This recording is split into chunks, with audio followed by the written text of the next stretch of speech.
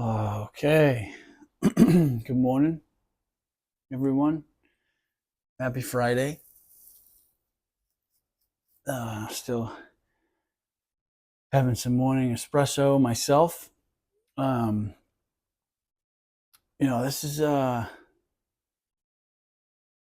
not gonna say disturbing in any way. It's not disturbing my life or anything.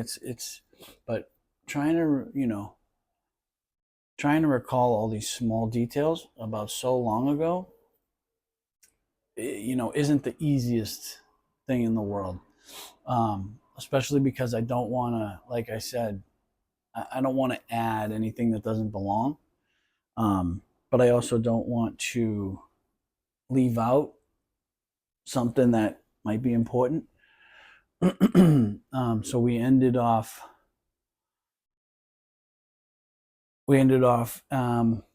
talking about paintballing and snowboarding, and I was just mentioning how my friends were always able to be involved, so I was never isolated or anything. It didn't feel weird. It felt great that I was able. It felt like you know it felt like I was almost able to provide these things for my friends, which is probably was probably a misguided um, feeling. But I don't know. I would imagine I would imagine it's a similar feeling to, like, if you're a kid and your parents give you $20 and you're going to McDonald's and there's a couple of your friends with you, and you know you just wanted to get a $5 20-piece nugget, and you could get one for each one of your friends too, even though it's your parents' money. It feels good to buy your friends something, and I had that same feeling, like, yeah, I'm not paying for this stuff, but it just made me feel good that I was able to bring people along with me to experience cool stuff. And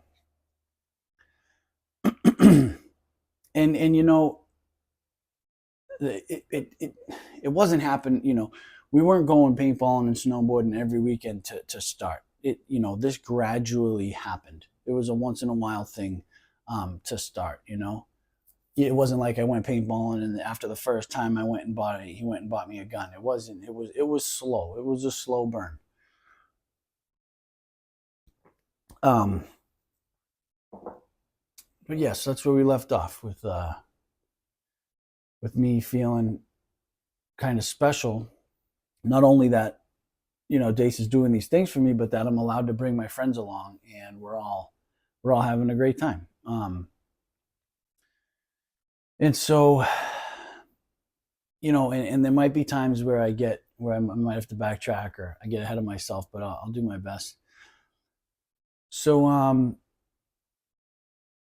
that first school play, that not the first one. I was, as I said, I was cut from the first one, but the second one being a musical, there was there was a lot of choreography for dancing and singing and stuff.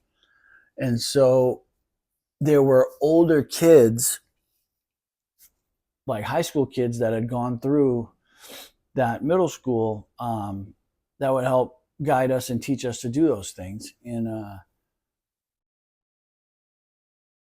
as a young kid, having high school girls come and help, it's like exciting. And it's and like older guys coming that are like on the high school football team. And I was just kind of we were all, as kids, exposed to it. Was just a cool atmosphere. But then, you know having this close relationship with Dace, or starting to, um I got kind of more of that, like, because they would stay after and talk with Dace, and I would get to be a part of it. And I got to know, the quarterback on the high school football team, and I got to know these older girl cheerleaders and stuff. And I'm 13, I'm in seventh grade. That stuff, it was exciting, and I felt, a part of something, that kids my age had no or very limited access to. So I was just feeling, I was made to feel real special.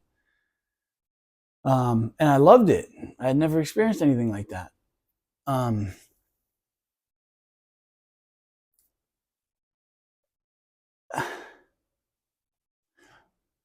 there were times where, how I told you in the first video, sometimes I would go into the bathroom, or like on a wall somewhere around the school would be like somebody had written, F you, Bob Daisy. And I don't remember when it was, but I remember bringing it up to him. Um, and he had told me the kids, he was like, told me he knew who does it, and it's these certain kids. And, they're just punks, and they're just jealous that, that I'm nicer to other kids than them. And I remember some of the kids, and I don't want to name the kids, you know what I mean? Like that doesn't, but I knew some of those kids personally from my neighborhood. Um, and they weren't bad kids. Like they were good kids with like good families. And I remember him telling me like to stay away from those kids, and that they were nothing but trouble. And there were kids that grew up, a couple of them were like, you know, they lived a street away from me or on the same street, just a couple blocks up. And I remember, hanging around in the neighborhood with those kids, and they weren't bad kids. And so it kind of, and actually a couple of the kids I kind of looked up to. Um, and it didn't, him telling me these things didn't change the way that I viewed those kids. They were a year older than me, so like I looked up to them, and they were cool. And I guess you could say they like were troublemakers, but like they weren't hurting anybody. They were just like Fonzie type kids. You know what I mean? Like I don't care what you think. I am who I am, and take it or leave it. And that was cool. That's like cool. You think that is when you're younger. So I was conflicted as to, I looked up to some of these kids, and now I'm being told don't go near them. Um, those are the kids who are writing these things, and I just remember it. I just remember internally not agreeing with what he was saying, but saying, "All right," you know. It wasn't like I was going to those kids' houses or anything, but I liked being around them, like out at Gilmore Park, which is a basketball court that I grew up around, or like playing Relivio out in the neighborhood,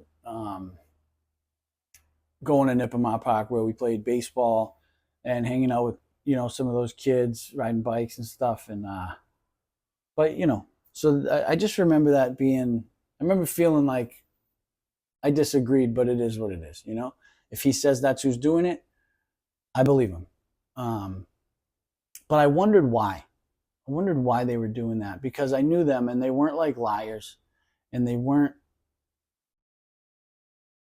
I just remember thinking a lot about it. Never asked any of the kids about it, because I wasn't really allowed to. That's another thing that started happening. Slowly but surely, I was kind of guided toward. I was guided toward certain people by Dace, and I was, you know, guided away from others. And I don't. Well, and it's another hard thing about this is I can't tell you what was intentional and what maybe just happened organically, because I'm not him. I'm not Dace, and I never asked him, and I can't ask him. He's no longer, around. Um, so some of that is speculation. Whether I believe he was guiding me away. I know he was guiding me away from certain people, because from his reactions, if I hung out with them, or if he heard that I hung out with them, or um, that is what it is. Um, so with with me playing on his baseball team, um, there would be times where there was a practice or a game, and from there I had to go to a family party, or maybe I was going to the game from a family party, like a family cookout type of thing.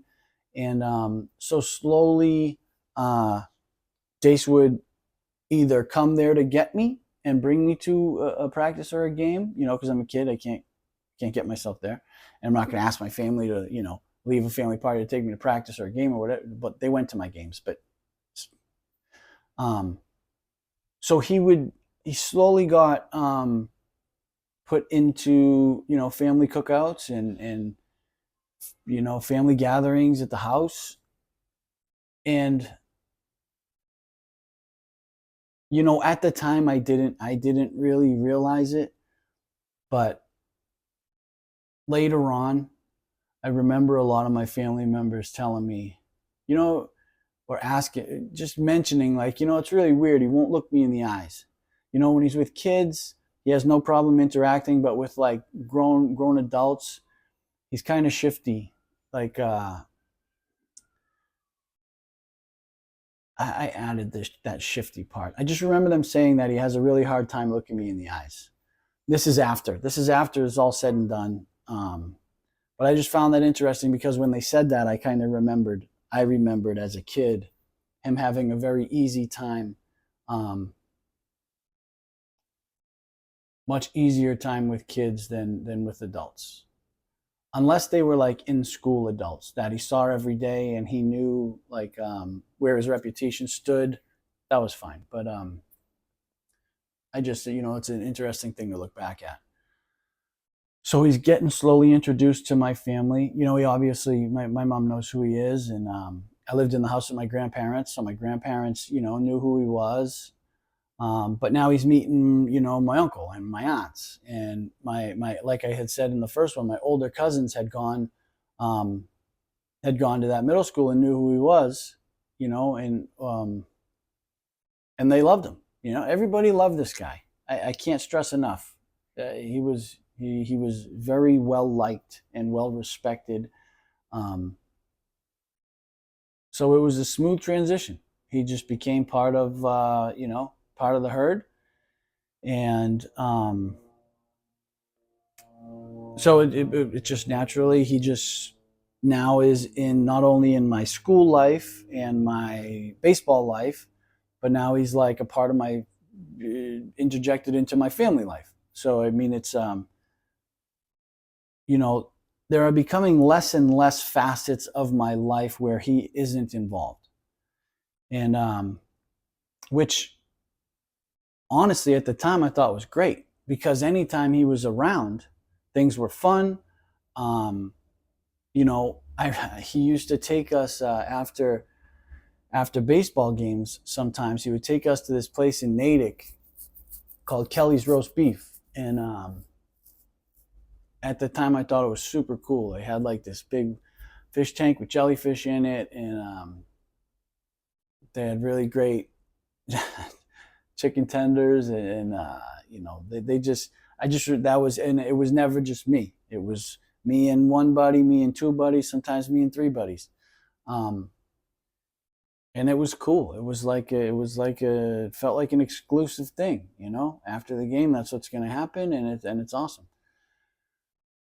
At some point, and the details escape me, but at some point, me and a couple of my buddies, at least one buddy, maybe two, um, after a game, again, I don't remember what was happening, but the situation arose where um, it was like a late game, and we went out to eat after, and then it was like, I don't know if it was, if Dace was just like, hey, why don't you guys just crash at my place? You know what I mean? Call your moms, see if it's okay. You guys can like get a movie on pay-per-view or something, and just, I'll crash in the living room. You guys can, whatever the circumstances were. At some point, me and a few of my friends stayed over there for the night after like a late baseball game and a late dinner.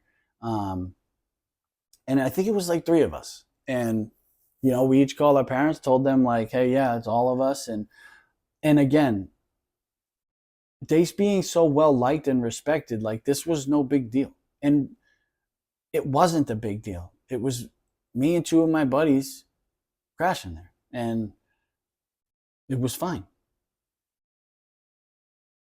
But that opened a door, um, to make that okay. And it was fine at that time. There was nothing weird happened. It was just me and my buddies crashed there. Like, he had a PlayStation 1, I believe. So like we played like, Madden 97 or whatever it might have been at the time, and it was just a good time. But that opened, like I said, that opened a door for that to be a normal thing, which it was at the time. And so every so often, um, me and some buddies would crash there. Not very often. Whenever the situation aligned right, or maybe we went snowboarding at night. Got a night pass to snowboard, and it was late, and me and a couple buddies crashed there. Like it was a once in a while thing, but it was like no big deal. He'd go crash on the couch. Me and my buddies would get his room where the PlayStation was, and it's just like it was what it was. Me talking about it right now seems weird, but like it wasn't. It wasn't at first. It was fine. Would I allow my son to spend the night at his coach's house? No, absolutely not. But I also have the life experience that I have, which is going to heavily influence how trusting I am of people around my son. Anyhow, it was a normal thing. Whether it is or isn't now, and whether it sounds like it is or isn't at this moment, has no bearing on me letting you know that it was completely normal and accepted by everyone involved at the time. Again, 1997, 1998. And so at some point,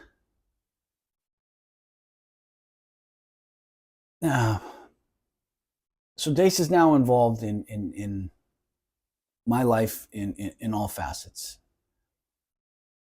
I want to say that, so I do start dating a girl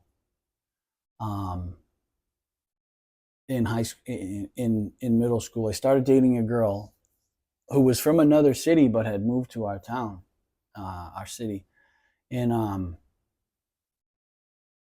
Dace didn't really like that, and it was, he didn't make it known immediately, but I would see things that, like, Dace would be really super cool with me, would be talking in the halls or something. I mean, I went to his classroom very often. A lot of people did. It was like the spot. But I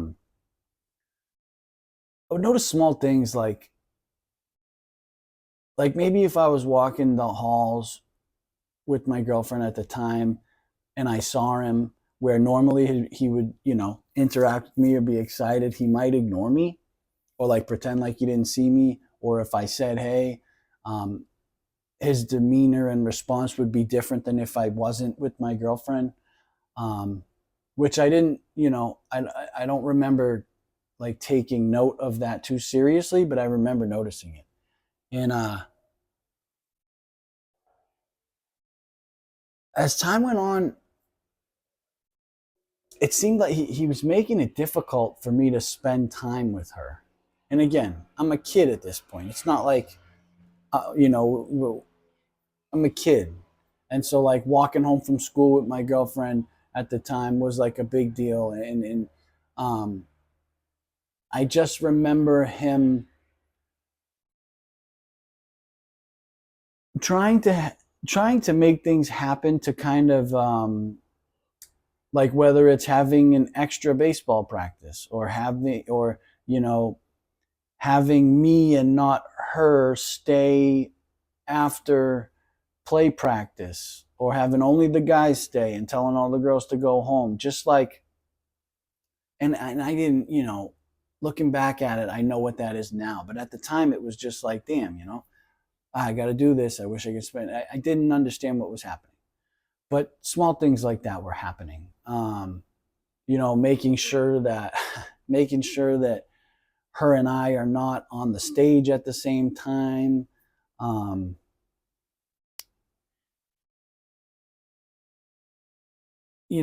There's more there's other things like getting in trouble for at like a school, at the dance marathon, which was a thing that we did, getting caught kissing, and other kids had got caught kissing and it was no big deal, but like me getting caught was like end of the world madness. And like everyone suffered for it. um, but to continue, all of the all the things all the things are happening. I think that, you know they got me a lot of Christmas presents. He actually, so this is a he gave my me and my mom for Christmas. He gave us a puppy. Um, we did not ask. We didn't have a dog. We had a cat. We didn't ask for a dog. Um, but for Christmas, Dace got me and my mom a black lab female puppy. And if my memory serves me right, my mom thought it was really weird. My mom loves dogs, and my mom loved the dog. But I just remember her thinking it was strange because we didn't ask for a dog. Um, and I don't know if that makes any sense or matters to anyone, but I remember I'm not really a dog guy, if I'm being honest. Um, and people ask all the time, that's Frankie. He's a French bulldog. Great dog. He's 5 years old. Same as my son. But throughout my life, I was like, I had a cat growing up, and like I've had multiple cats. I'm just, I love animals. I just personally have never gone out of my way to have my own dog, and this was the first dog that was presented into my life when I was a kid, and so Dace gave us this black lab puppy, and so now we have this puppy that we have to take care of. And I remember thinking like that was strange, but he also gave me like a lot of gifts, like an exorbitant amount of Christmas presents, which at the time I thought was amazing. Looking back, it was outrageous. Like it, it would have been enough presents for like a neighborhood. Um, but again, don't get me wrong. I loved it. I thought it was great. I thought I was special. It made me feel, it was. But looking back at it, could have done a Secret Santa for like 10 families. Um, but now he's like coming over to my house. My family knows him. He knows my family. Like not just like my mom and my grandparents, like my family. My mom is one of 6 siblings, so like everybody, all my cousins, little cousins, older cousins. He knows. He's like becoming a part of all of that. And he is my baseball coach, and he is my drama teacher. So the only facet of my life that he isn't involved in at that time was when I was with my girlfriend. And I remember always, I remember starting to always want to be around my girlfriend because I just like needed a break. I, you know, and so let me back up. So Dace was the type of guy who would horse around with students, and like, he'd walk up to you and like, you know, grab you by the shoulders, or just kind of mess around, and it was normal. Did it with like a lot of kids that like just horsing around, like me and like you and your buddies do. He'd grab your fingers, and that actually kind of hurt when he would do that. But I remember sometimes horsing around with them.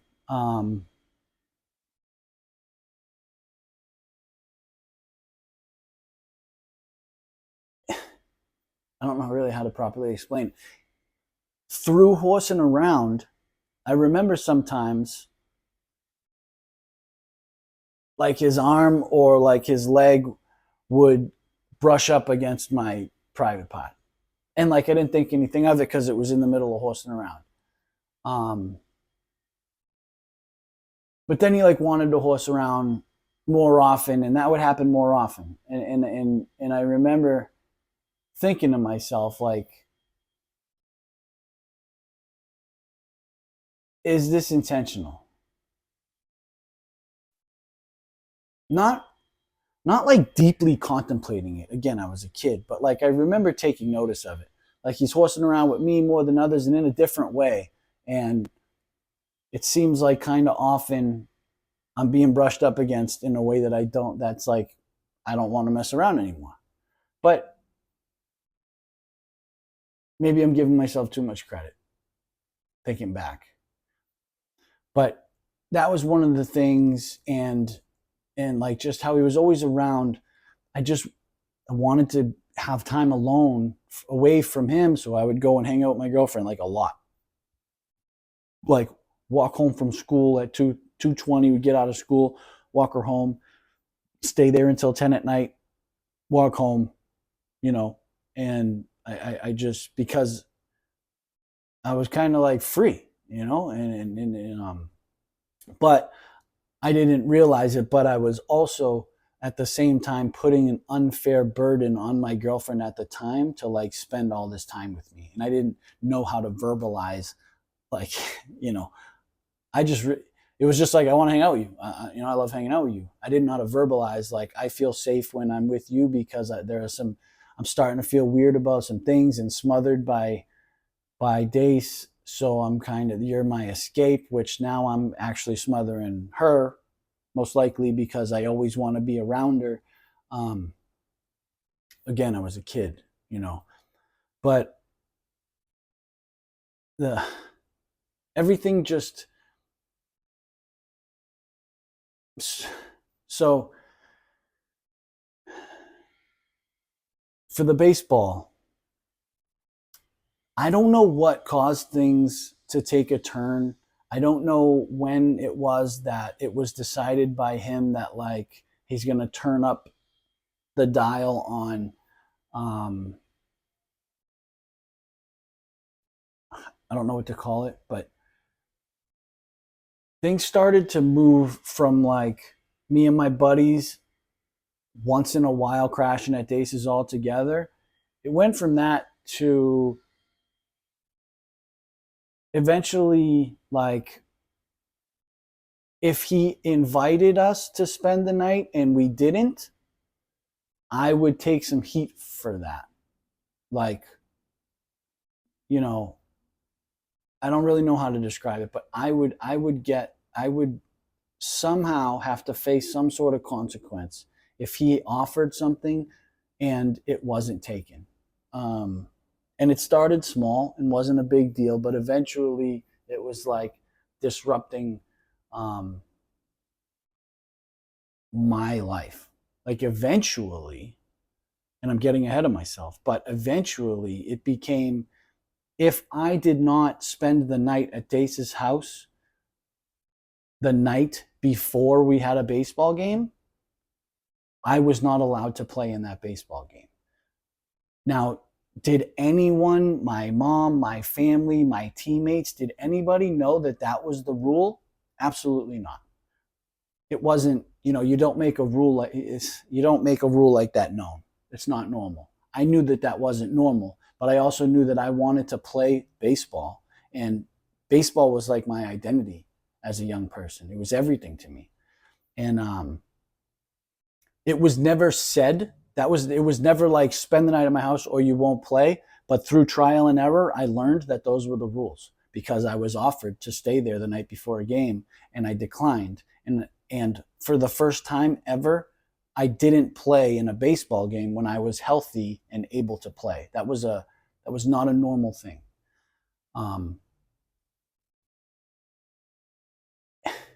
And there was a time where don't remember how, but I had pulled my groin. So I was really incapable of taking a step to throw because I had pulled my groin. You can't, you know what I mean? If I could just stand there, I could throw a ball, but like taking a step, hitting, it was just very unpleasant to try and do those things. And so I was like, nice. I don't have to spend the night at Dace's house because I can't play in the game tomorrow. I pulled my groin. Everyone knows that. He knows that. Awesome. I get a night off. So I don't spend the night at his house. Next day, it's game time, and we all show up, and Dace pulls me aside and says, hey, I need you to warm up. You're starting. And I was like, what do you mean? I can't take a step. He was like, we need you to start. You're pitching today. And I don't know, not everybody knows about like pitch counts and stuff like that. But that game, I threw over 100 pitches in 3 innings. So like a professional baseball, not, and I'm just trying to give you some frame of reference. A professional pitcher in the major leagues, typically they have a cap of 100 pitches thrown, but there are some times where a pitcher can throw 100 pitches in a complete game, in a 9-inning game. I was a kid. We played 7-inning games, and I threw over 100 pitches in 3 innings. I must have walked, I couldn't tell you. And my buddy, who was the catcher, would look over at Dace and be like, what are we doing? Like, take the kid out. And Dace would look away or say, no, keep going. And like, so I learned a valuable lesson that game, that like, this isn't a joke. Like, there are consequences when I don't do what Dace asks. And at this point, nothing sexual, like abusive wise, had happened yet. This was just part of the deal. Needless to say, that was a terrible experience, that baseball game. And it was embarrassing. But that was what happened. Although I was hurt and shouldn't have played, when I didn't spend the night at his house, that was the result. So I learned quickly that there are obvious and painful consequences to when I don't do what is suggested by this man.